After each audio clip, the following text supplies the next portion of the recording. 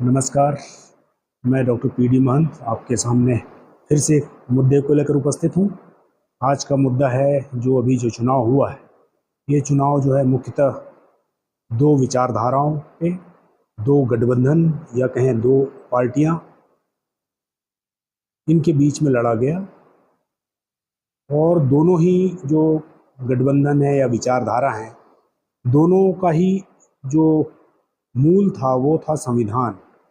जो विपक्षी पार्टियों का गठबंधन था वो संविधान बचाने के लिए बात करते रहे हैं।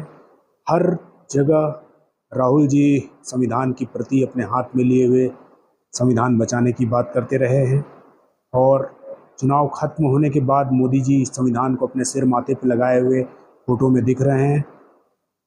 और जो मोदी जी वाला गठबंधन है, उन्होंने भी कहा कि संविधान किसी भी हालत में नहीं बदला जाएगा, क्योंकि लोगों के मन में शंकाएं थी कि बहुमत आने पर ये जो गठबंधन है ये संविधान बदलने की बात कर रहा है, तो हो सकता है संविधान बदल दिया जाए। यानी दोनों गठबंधन ने संविधान के मुद्दे पर चुनाव लड़ा। और अब चुनाव खत्म हो चुके हैं, और चुनाव खत्म होने के बाद क्या हम ऐसी उम्मीद कर सकते हैं कि ये जो दोनों गठबंधन है संयुक्त रूप से कोई वक्तव्य जारी करेंगे जिसमें वो दोनों मिलकर बैठकर कहें कि हम संविधान को कभी भी खत्म नहीं होने देंगे, संविधान हमेशा अक्षुण्ण रहेगा, शब्द उसको पालन किया जाएगा, और इस देश में संविधान ही सर्वोपरि होगा, और ये देश सिर्फ संविधान के तहत ही चलेगा, ना कि किसी धार्मिक ग्रंथ के। तो मैं उम्मीद करता हूँ कि दोनों जो गठबंधन है इस बात को संयुक्त रूप से ऐलान करें। और मैं निवेदन करता हूँ, एक सजेशन भी देना चाहता हूँ कि सरकार जो है ये कंपलसरी करे, जो भी बनने वाली सरकार है, आगामी सरकार, वो कंपलसरी करे कि स्कूल में, कॉलेज में संविधान को पढ़ाया जाना प्राइमरी स्कूल से कंपलसरी हो। और जो सरकारी दफ्तर हैं, सरकारी अधिकारी हैं, कर्मचारी हैं, उनको संविधान की वर्कशॉप अटेंड करना जरूरी हो, क्योंकि संविधान के बारे में जितनी चीज़ें हैं जो आम जनता से लेकर प्रबुद्ध जन तक, ज़्यादातर चीज़ें लोगों ने उस संविधान को या तो पढ़ा नहीं है या उसे समझा नहीं है, सिर्फ सुनी सुनाई बातों पर या कहीं थोड़ी बहुत उसकी चीज़ों को सुनकर एक धारणा बना ली है कि संविधान का मतलब होता है सिर्फ SC ST OBC को आरक्षण देना, और आरक्षण का मतलब है कि मेरिट से खिलवाड़ करना।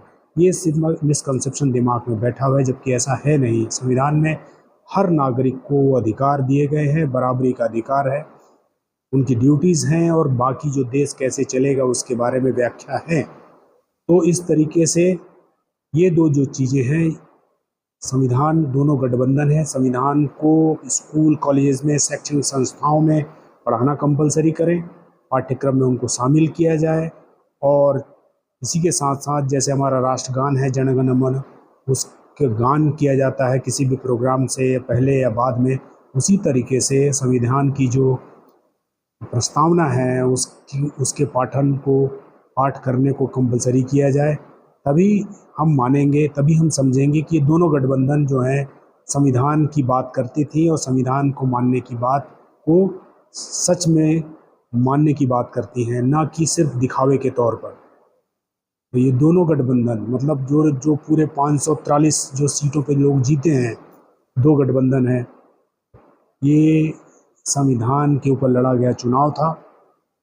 लोगों ने सत्तारूढ़ पार्टी की सीटें कम करी क्योंकि उनको शंकाएं थी ये मेजॉरिटी आने के बाद ये संविधान से खिलवाड़ कर सकते हैं, बदलाव कर सकते हैं।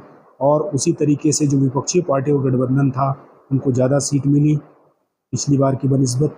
वो इसलिए मिली क्योंकि लोगों को लगा कि ये संविधान की रक्षा करेंगे। यानी दोनों के दोनों गठबंधन संविधान के आधार पर ही चुनाव लड़े थे। तो ये जो मेरे दो सजेशंस हैं उसको मैं उम्मीद करता हूँ कि आप लोग जो देख रहे हैं ये भी इसको आप आगे बढ़ाएंगे। अगर आपको ये सही लगता है तो इसे आप शेयर करेंगे, लाइक करेंगे, कि संविधान को स्कूलों में पढ़ाया जाए, पाठ्यक्रम में शामिल किया जाए, सरकारी कर्मचारी अधिकारी जो हैं उनके लिए संविधान की वर्कशॉप की जाए, और हर प्रोग्राम में या हर स्कूल या शैक्षणिक संस्थाओं में भी संविधान की जो प्रस्तावना है उसका पाठ अनिवार्य किया जाएगा।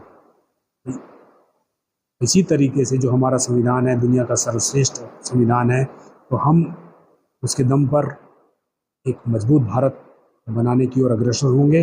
और हमें गर्व है हमारे संविधान पर कि हम कह पाएंगे। जय भारत, जय भीम।